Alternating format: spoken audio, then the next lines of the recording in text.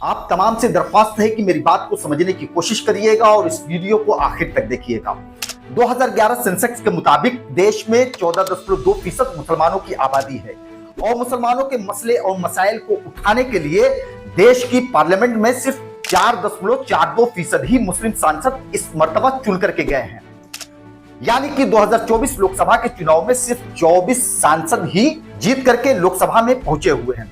अगर लोकसभा में मुस्लिम सांसदों के प्रतिनिधित्व की बात की जाए तो आबादी के हिसाब से कम 75 मुस्लिम सांसद लोकसभा में पहुंचने चाहिए थे।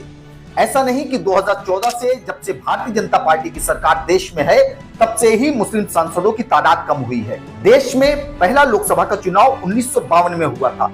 1952 से लेकर के 2024 तक मुस्लिम सांसदों की संख्या हमेशा लोकसभा में कमोबेश इतनी ही रही है। लोकसभा में सबसे हाईएस्ट नंबर 1980 और 1984 के दरमियान में रहा है। 1980 में सबसे ज्यादा तादाद में 49 मुस्लिम सांसद जीत करके लोकसभा में पहुंचे थे। 1984 में 45 लोकसभा सांसद जीत करके पहुंचे। अगर हम 1952 से लेकर के 2024 तक हुए चुनाव में मुस्लिम लोकसभा सांसद की तादाद देखें तो कमोबेश उतनी ही है जितनी आज 2024 में 24 सांसदों की थी, जितनी 2019 में थी और जितनी 2014 में थी। 1952 में पहला लोकसभा का चुनाव हुआ जिसमें 25 मुस्लिम सांसद जीत करके लोकसभा में पहुंचे। उसके बाद 1957 में 23 मुस्लिम सांसद जीत करके पहुंचे हैं। 1962 में 26 सांसद, 1967 में 28 मुस्लिम सांसद, 1971 में 28 मुस्लिम सांसद। अब 1977 में जो चुनाव हुए वहां से मुस्लिम सांसदों की तादाद में थोड़ा इजाफा हुआ। 1977 में हुए चुनाव में 32 लोकसभा मुस्लिम सांसद जीत करके लोकसभा में पहुंचे हैं और 1980 में 49 मुस्लिम सांसद, जो कि अब तक में सबसे हाईएस्ट स्कोर रहा। 1984 में 45 मुस्लिम सांसद, 1991 में 29 मुस्लिम सांसद, 1996 में 27 मुस्लिम सांसद, 1998 में 28 मुस्लिम सांसद, 1999 में 32 मुस्लिम सांसद, 2004 में 35 मुस्लिम सांसद, 2009 में 28 मुस्लिम सांसद और उसके बाद मोदी जी का कार्यकाल आ जाता है। 2014 में 23 मुस्लिम सांसद, 2019 में 26 मुस्लिम सांसद और 2024 में 24 मुस्लिम सांसद जीत करके लोकसभा में पहुंचे हैं। इससे हमें यह अंदाजा होता है कि 1952 से लेकर के 2024 तक कमोबेश अगर देखा जाए तो कुछ पंचवर्षीय को छोड़ दीजिए तो लगभग मुस्लिम सांसदों की तादाद 30 से नीचे ही रही, मगर आबादी के हिसाब से मुस्लिम सांसदों की तादाद 75 के लगभग होनी चाहिए थी। अब मैं आप लोगों से पूछना चाहता हूं कि जिस कौम का रिप्रेजेंटेशन ऐवानों में ना हो वो कौम परेशान हाल नहीं रहेगी तो क्या रहेगी? हमने इसके लिए क्या मंसूबे बनाए, हमने इसके लिए क्या तैयारियां किया? हमने हमेशा बीजेपी को हराने के नाम पर वोट दिया। आज बीजेपी को हराते हराते इस देश के अंदर बीजेपी तीसरी मर्तबा सरकार बना चुकी है। हमसे कहा गया कि आप हमें भरपूर तरीके से वोट दो, हम बीजेपी को उखाड़ फेंकेंगे। अब मैं आप तमाम लोगों से एक बात वाज़ेह तौर पर कहना चाहता हूं कि अगर आपको अपने मसले और मसाइल को हल कराना चाहते हैं, आप चाहते हैं कि आपकी आने वाली नस्लें, आपकी औलादें, उनके लिए सरकारी नौकरी में जगह हो, अगर आप ये चाहते हैं कि आपके बेहतर रोजगार हो, अगर आप ये चाहते हैं कि आपके बच्चे आला तालीम हासिल करके अच्छे से सेटल हो जाएं, तो इसके लिए आपको, चाहे वो असेंबली का ऐवान हो, चाहे वो पार्लियामेंट का ऐवान हो, उसमें आपको आबादी के हिसाब से अपने नुमाइंदे को मुंतखब करके भेजना पड़ेगा। अपने नुमाइंदे को चुनाव जिता के भेजना पड़ेगा। मगर वो नुमाइंदा कौन होगा? वो नुमाइंदा अगर कांग्रेस पार्टी का होगा तो वो कांग्रेस पार्टी के गाइडलाइन पर काम करेगा। वो मुस्लिम मसाइल पर कभी नहीं बोलेगा जब तक कि कांग्रेस पार्टी उसको इजाजत ना दे।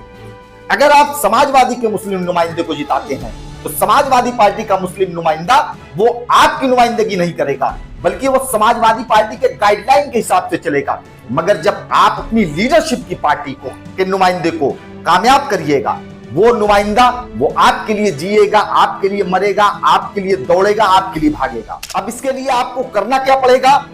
आपने 2014 में वोट दिया, 2019 में वोट दिया, 2024 में वोट दिया, मगर नरेंद्र मोदी जी लगातार प्रधानमंत्री बनते चले गए और ये तमाम पार्टियां बीजेपी को रोकने में नाकामयाब रही। जिस तरीके से आपने 10 साल बीजेपी को हराने के नाम पर वोट दिया और सरकार बनती रही, तो इस बार इस फॉर्मूले को अप्लाई करके देखिएगा। ज्यादा नहीं, सिर्फ 2 इलेक्शन मैं एग्जांपल के तौर पर आपसे बताना चाहता हूं। जैसे 2027 में विधानसभा का चुनाव उत्तर प्रदेश में होने वाला है। उत्तर प्रदेश में आप बीजेपी को हराने के नाम पर वोट ना करके अपने नेतृत्व को वोट करें, यानी कि एआईएमआईएम का उम्मीदवार जहां कहीं भी हो उसे भरपूर तरीके से वोट करिए। उसका फायदा क्या होगा ये मैं आपको आगे बताऊंगा।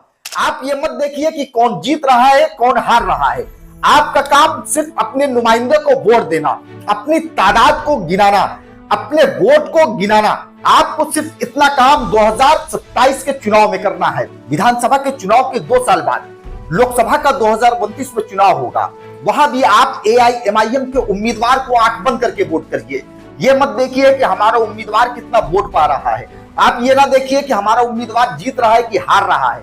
आप अपने वोट को इकट्ठा करिए, और जब आप अपने वोट को इकट्ठा कर लेंगे तो 2029 के लोकसभा चुनाव के सिर्फ 3 साल बाद 2032 में जब विधानसभा का चुनाव होगा, ये समाजवादी पार्टी कहेगी ये देखिए मुसलमान अब हमारे पीछे नहीं बल्कि मुसलमान असदुद्दीन ओवैसी साहब के पीछे लामबंद हो गया है।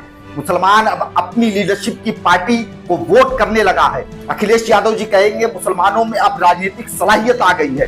तो यकीन करिएगा कि वो घुटनों के बल असदुद्दीन ओवैसी साहब के पास दारुस्सलाम में जाएंगे और कहेंगे कि असद साहब मैं आपके साथ अलायंस करके चुनाव को लड़ना चाहता हूं। तो असदुद्दीन ओवैसी साहब कहेंगे कि मैं एक शर्त पर आपके साथ अलायंस करने के लिए तैयार होऊंगा कि जो सरकार बनेगी उस सरकार में हमारी कौम के लोगों को सरकारी नौकरियां चाहिए। तो अखिलेश यादव जी कहेंगे कि नहीं, अगर हमारी सरकार बनती है तो हम मुसलमानों को सरकारी नौकरियों में रखेंगे। असदुद्दीन ओवैसी साहब कहेंगे कि अगर सरकार बनती है तो हमारे कौम के लोगों को रोजगार के लिए बेहतर लोन प्रोवाइड किया जाए। तो अखिलेश यादव जी कहेंगे कि नहीं असद साहब, जैसा आप कहेंगे वैसा ही होगा। असद साहब कहेंगे कि हमारे अल्पसंख्यक समाज, दलित समाज, मुस्लिम समाज, ये किसी भी कौम पर जुल्म और ज्यादती नहीं होना चाहिए। तो अखिलेश यादव जी कहेंगे कि हमारी सरकार बनेगी तो उत्तर प्रदेश में किसी भी कौम के साथ नाइंसाफी नहीं होगी।